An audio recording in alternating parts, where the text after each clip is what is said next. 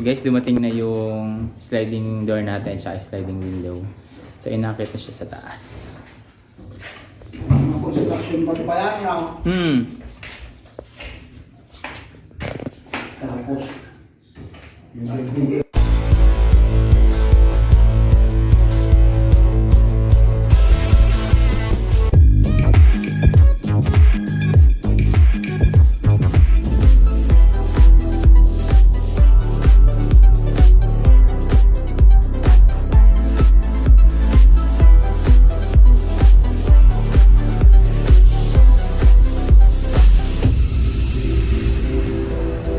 hello guys, once again, welcome back to my channel. My name is Chibu Quizon.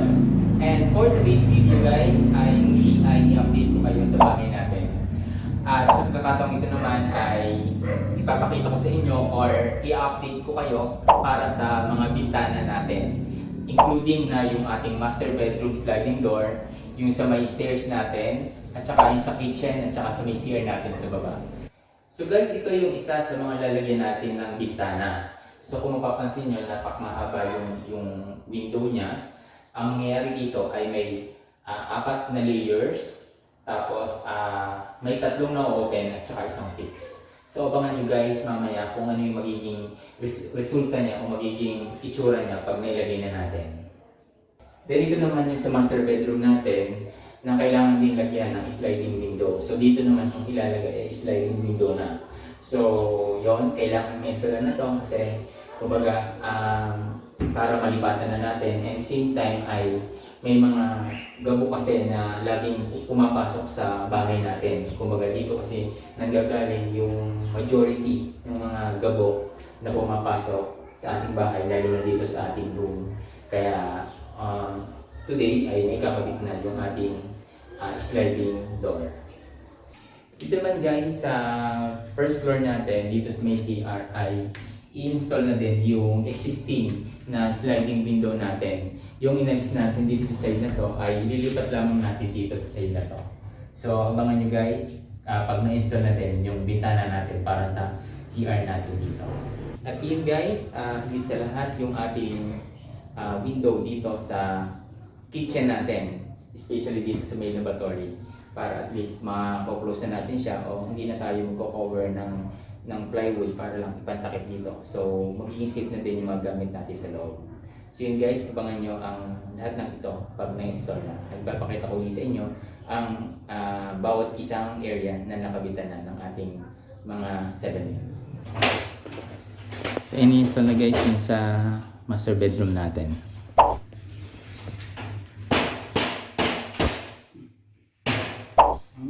minsan ating pagkikita.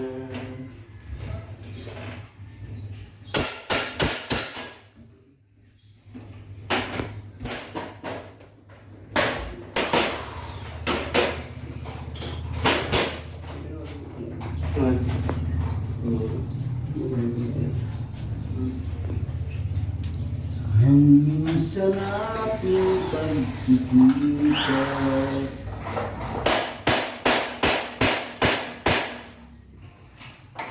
Guys, ginagawa na din yun sa may malapit sa may hagdan natin.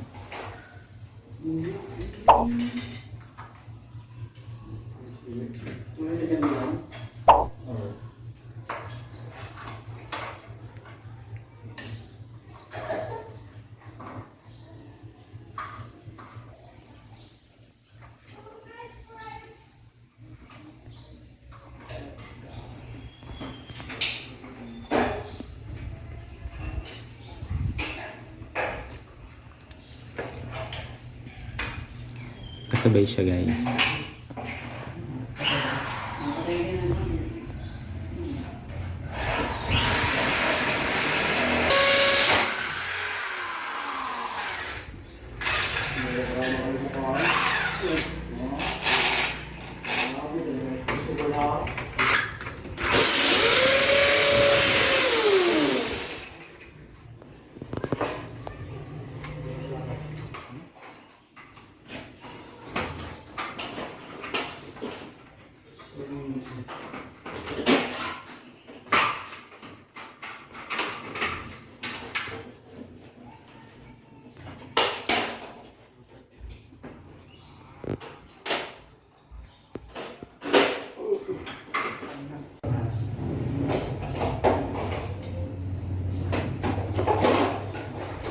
So guys, install na yung salamin natin.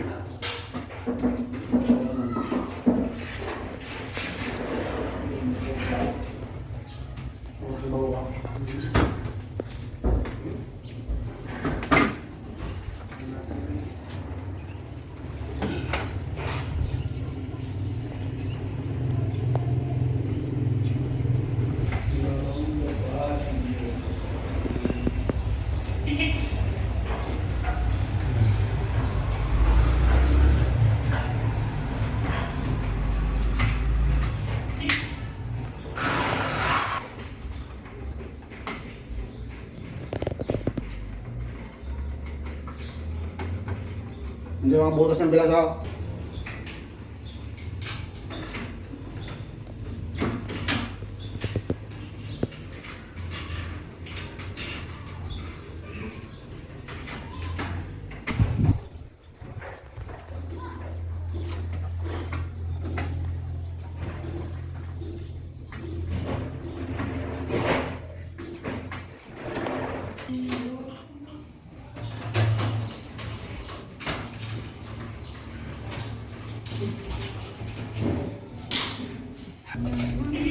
So guys, dito sa may sa bandang kitchen natin, puti yung kulay noong natin, sliding window para mag-complements doon sa kulay ng ating kitchen na white at medyo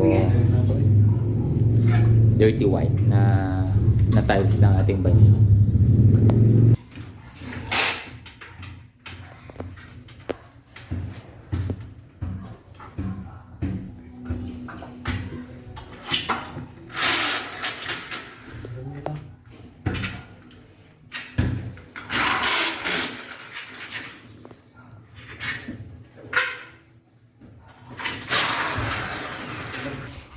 Yan ang lalaki.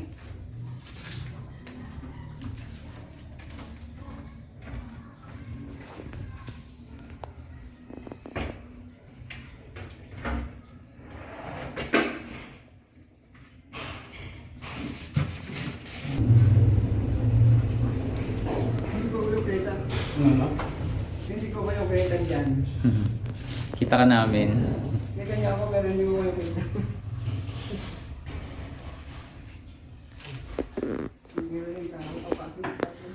Magalang. So guys, kung mapapansin nyo, parang madilim din pala sa loob pag naka-close yung kanyang bintana.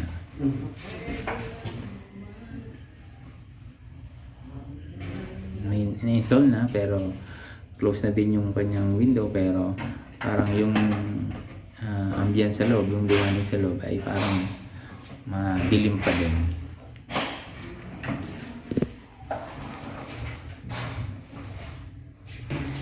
Lastly guys, yung sliding window natin sa CR natin.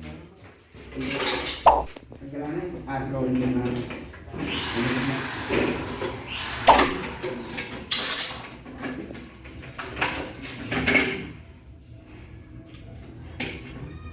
So guys, inilalagay na yung handle ng ating bintana.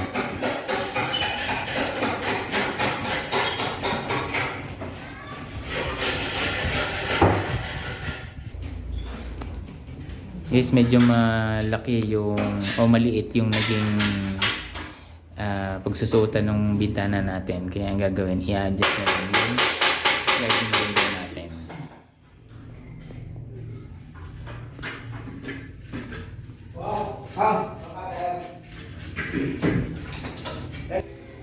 So yun guys, nagsisili ko na dun sa ating sliding door dito sa may room natin.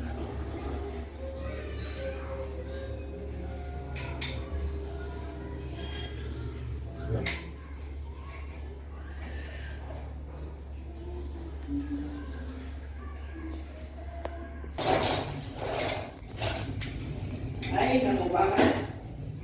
Ito ka ng kumpara ko. Ha? Baka naman ka ng pong. Ay, maruhat mo sila.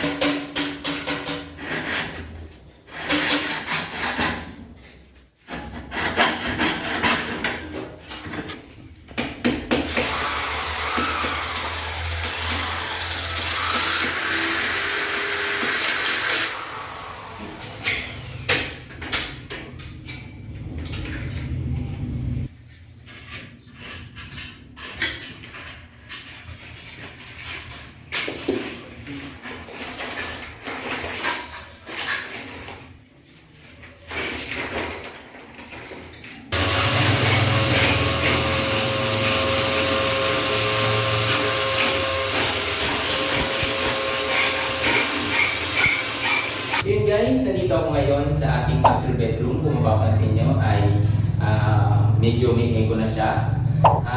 Bukod sa mga updates sa ating sliding window at saka sliding door na in-install today, ay ipapakita ko din sa inyo o i-update ko din kayo sa mga naging update sa mga nakarang araw at mga nagawa dito sa ating bahay upang updated kayo sa lahat ng nangyayari sa bahay natin. Cause I don't give a fuck what you say. Yeah, I'ma do shit my way. So you can go kick rocks, I'ma stack bricks up, build what I want to make. Yo, I got a lot of shit to say, so I'ma do this every day. I'll be writing things until I'm fucking buried in my grave. 6 feet deep under, but my body won't decay. Cause my messages are timeless, so they'll put them on display. Oh yeah, I rap with a certainty, I have a sense of urgency. A message for eternity, for everyone internally. I had some people burning me, but now they fucking learn to see I ain't the one to fuck with, now they looking nervously. And I don't really care what you think of me respectfully. You can kick rocks if you think you're fucking better, see I will outwork you, turn you to an enemy. Hurt you so bad that you're gonna need some therapy. I got the motherfucking recipe, I've been cooking up hits, I'ma leave a legacy. You'll be looking small when you're standing right next to me. I'm 5'10", bitch, but I'm 10 feet next to me. I don't give a fuck what you say. Yeah, I'ma do shit my way. So you can go kick rocks, I'ma stack bricks up, build what I want to make. Cause I don't give a fuck what you say. Yeah, I'ma do shit my way. So you can go kick rocks, I'ma stack bricks up, build what I want to make. Yeah, I'ma do it my way.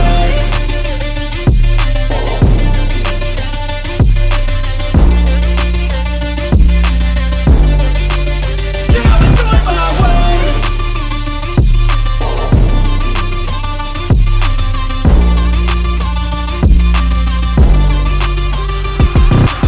I can't contain it, I'm coming out with a statement. You really changed, man, all your music and arrangement. You don't know shit, shut your mouth, you can save it. I'm the same dude that got his come up from the basement. 100 songs, 100 weeks, didn't change it. Experiments, development, intelligence, and patience. I'll do it all again, cause I never feel complacent. Let's keep the good vibes, positivity's contagious. I'm never looking back, cause I made a life that's passionate. A college graduate suppressing all his talents, yeah. He found a way to go and change, become an advocate. For taking control of your life, go out and battle. And you think you have a dream, then act on it. Get after it, get out your head and fucking capture it. You got one life to master it. Don't give up on your future, we all start losers. We're all late bloomers, gotta struggle through the sewer. What you say? Yeah, I'ma do shit my way. So you can go kick rocks, I'ma stack bricks up, build what I want to make. Cause I don't give a fuck what you say. Yeah, I'ma do shit my way. So you can go kick rocks, I'ma stack bricks up, build what I want to make. Yeah, I'ma do it my way.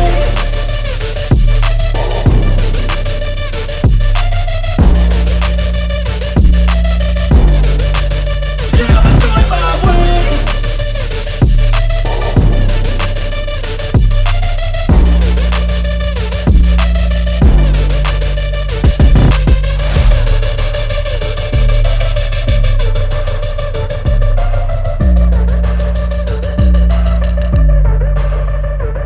Ako sa hallway ng ating second floor.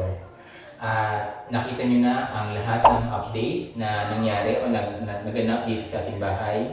Kaya sana ay maging gabay sa inyo sa lahat ng mga nagawa dito ay makatulong na mag-improve kung kayo man ay merong unit dito or nagpa-plan na magkaroon ng sariling bahay, ay maging gabay ang aking mga pinakita sa inyo o maging inspirasyon sa bawat isa sa inyo na nakakabuo tayo ay yung ating mga pangarap ay unti-unti na natin na tutupad dito sa ating bahay.